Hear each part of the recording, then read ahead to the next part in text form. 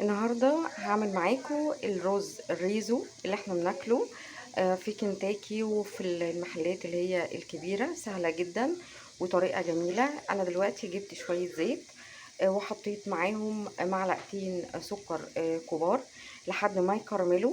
وبعد كده هتكوني فرمه البصل زي ما انتم شايفين ويدبل كله مع بعضه لحد ما السكر يكرمل مع البصل وتحضري الصوص بتاعك.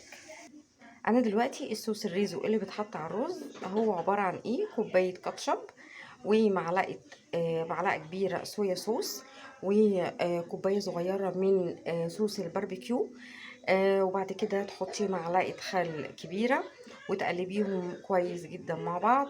وبعد كده هتحطي معلقه ملح صغيره، معلقه بصل بودر وتوم بودر او نص معلقه، اهم حاجه ان هي تكون معلقه صغيره.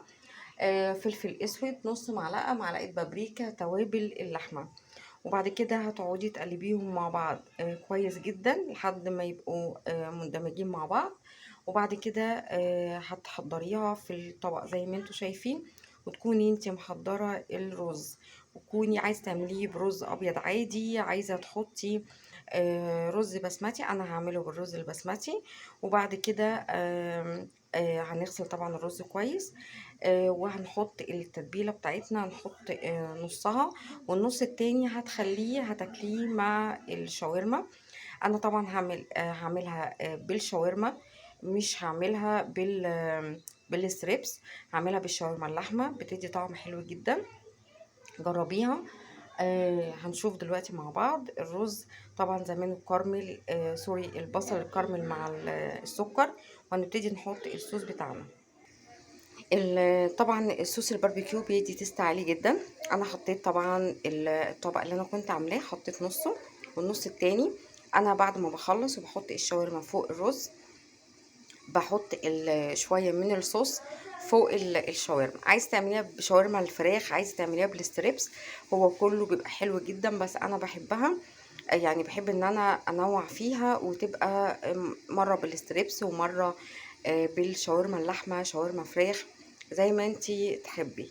تمام. انا حطيت دلوقتي طبعا الصوص اللي احنا عاملينه، هنبتدي ان احنا نقلب. انا دلوقتي حطيت الرز بتاعي. تمام. كوبايتين رز كبار عليهم كوبايتين ميه سخنه، وهتحطي برضو هتزودي ملح. طبعا زي ما انتوا شايفين شكله عامل ازاي، حلو قوي، والريحه كمان حلوه جدا واكنك بتاكلي فعلا في المطعم. دلوقتي انا حطيت الميه السخنه اهو.